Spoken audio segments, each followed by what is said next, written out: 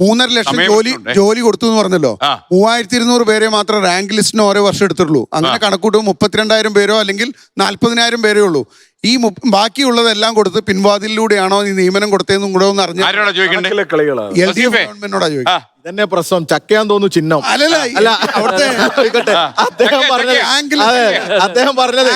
അദ്ദേഹം പറഞ്ഞത് ഒരു റാങ്കാണ് മിസ്റ്റർ, ഒരു റാങ്ക് ലിസ്റ്റാ.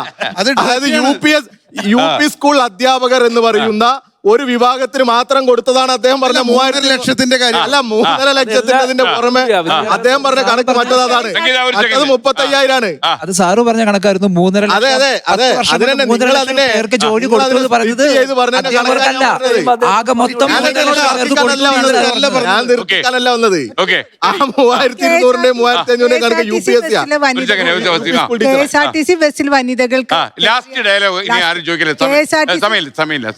അത് എന്ന് നടപ്പിലാക്കും എന്ന് ഏകദേശം ഒരു മാസത്തിനുള്ളിൽ നടപ്പിലാക്കാം. അതിന്റെ ഭാഗമായിട്ടാണല്ലോ ഫസ്റ്റ് പ്രയോറിറ്റി കൊടുക്കും. ഏറ്റവും കൂടുതൽ വോട്ടേഴ്സ് ഒരു ധാരണാപേക്ഷ പാടില്ല. വസന്ത് അല്ല സംസ്ഥാന മുഖ്യമന്ത്രി. എല്ലാ ചോദ്യത്തിനും പ്രഖ്യാപിക്കുന്ന പറഞ്ഞിരിക്കുന്ന പുള്ളി അല്ല, ഉറപ്പായും അതിന്റെ ഭാഗമായി ജനറൽ ടിക്കറ്റിംഗുമായി ബന്ധപ്പെട്ട് അഭിപ്രായങ്ങൾ KSRTC ഉദ്യോഗസ്ഥരിൽ നിന്ന് തേടിക്കഴിഞ്ഞു. ആദ്യത്തെ മന്ത്രിസഭാ യോഗത്തിൽ അതുമായി ബന്ധപ്പെട്ട പ്രഖ്യാപനം ഉണ്ടാവും. ഒരു സംശയം ഫ്രീ ടിക്കറ്റ് കൊടുത്തിട്ട് വെറുതെ ഫ്രീ ടിക്കറ്റ് കൊടുക്കുകയല്ല. അതുമായി ബന്ധപ്പെട്ട ഒരു കാത്തിരിക്കാൻ റെഡിയാണല്ലോ. എന്താ ഇവര് ചെയ്യുന്നത് കാത്തിരിക്കാം. അപ്പോ കാത്തിരിക്കാൻ റെഡിയല്ലേ? അങ്ങ് വരാൻ പോകുന്ന ഗവൺമെന്റ് പ്രധാനമായും ചെയ്യേണ്ട ഈ തെരഞ്ഞെടുപ്പിന്റെ സന്ദേശത്തെ ഉൾക്കൊള്ളുക എന്നുള്ളതാണ്. ഈ തെരഞ്ഞെടുപ്പ് നൽകുന്ന സന്ദേശം എന്താണ്? ഈ തെരഞ്ഞെടുപ്പിനെ ഇടതുപക്ഷ മുന്നണി നേരിട്ടത് അവർ നടത്തിയ വികസന പ്രവർത്തനങ്ങളെ മുൻനിർത്തിയാണ്. പക്ഷെ അതിലെ പൂർണ്ണമായും ജനങ്ങൾ തള്ളിക്കളഞ്ഞു. എന്തുകൊണ്ട് തള്ളിക്കളഞ്ഞു? ഒരു വ്യക്തി ജനാധിപത്യ സംസ്കാരത്തെ വീണ്ടെടുക്കുക എന്നുള്ളതാണ് അടുത്ത് വരുന്ന സർക്കാർ ചെയ്യേണ്ടത്. ഈ ഗവൺമെന്റ് ഗവൺമെന്റിനുള്ള ധാർഷ്ട്യത്തിനെതിരെ സിമ്പിളായി പറഞ്ഞാലേ വീട്ടിൽ പോയി ചോദിച്ചാൽ മതി എന്ന് പറഞ്ഞവരോട് വീട്ടിൽ പോയിരിക്കാൻ ജനം പറഞ്ഞു. അത്രേ ഉള്ളൂ. അത് ഞങ്ങൾ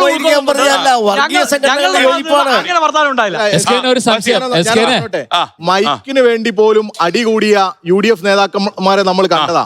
അപ്പൊ വിളിച്ചത് എന്തായിരുന്നു എന്നുള്ളത് SK നമുക്കിപ്പോ ഇങ്ങനെ ഒരു പരസ്യമായി പറയാൻ പറ്റില്ല. ഓർമ്മയില്ലേ? പറയണ്ട. പിന്നെ മുഖ്യമന്ത്രി കസേരയ്ക്ക് വേണ്ടി ഇപ്പൊ പരിശ്രമിച്ചുകൊണ്ടിരിക്കുന്ന കക്ഷി പിന്നീട് ഒന്ന് പറഞ്ഞു, ഞങ്ങൾ സൗഹൃദത്തിൽ സംസാരിക്കുമ്പോൾ ഇങ്ങനെയുള്ള ഭാഷകളാണ് ഉപയോഗിക്കാറ് എന്നുള്ളത്. ഞങ്ങളുടെ മുഖ്യമന്ത്രി പ്രിയപ്പെട്ട സഖാവ് നിങ്ങൾ വീട്ടിൽ പോയി ചോദിക്കൂ എന്ന് പറഞ്ഞു. കാരണം ഒരു പൊതുയോഗത്തിൽ ഇപ്പൊ ഇവര് സംസാരിച്ചെന്താ നമ്മൾ പറയാൻ പറ്റാത്ത ഭാഷയാണ്. അതൊന്നും പറഞ്ഞ് പക്ഷെ ഇവിടെ പ്രശ്നം എന്താ? അല്ല SK, അതുകൊണ്ട് ഇവിടെ പ്രശ്നം എന്താണ്? ഇങ്ങനെയുള്ള ആളുകൾ ഈ പറയുന്ന VD സതീശന്റെയും K സുധാകരന്റെയും ഒക്കെ ഈ നിലപാടുകളും അവരുടെ സംസാരവും ജനത്തിന്റെ അടുത്തേക്ക് എത്തിയിട്ടില്ല. പല നിങ്ങളെ പോലെയുള്ള മാധ്യമ സുഹൃത്തുക്കളുടെ ഒക്കെ സഹായം കൊണ്ട് അതൊന്നും ജനങ്ങളുടെ അടുത്തേക്ക് വേണ്ട രീതിയിൽ എത്തിയിട്ടില്ല.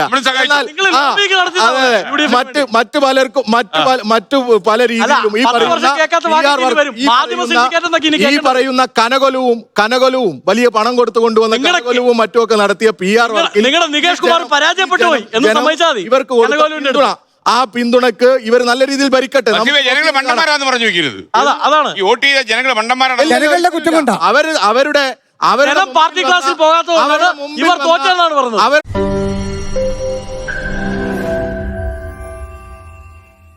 ലോകത്തെവിടെയായാലും ഏത് സമയത്തും 24 വാർത്തകളും ഓഗ്മെന്റഡ് റിയാലിറ്റി പാക്കേജുകളും എക്സ്പ്ലെയിനറുകളും വിശദമായി കാണാൻ ഞങ്ങളുടെ YouTube ചാനൽ നിങ്ങൾക്ക് സബ്സ്ക്രൈബ് ചെയ്യാം.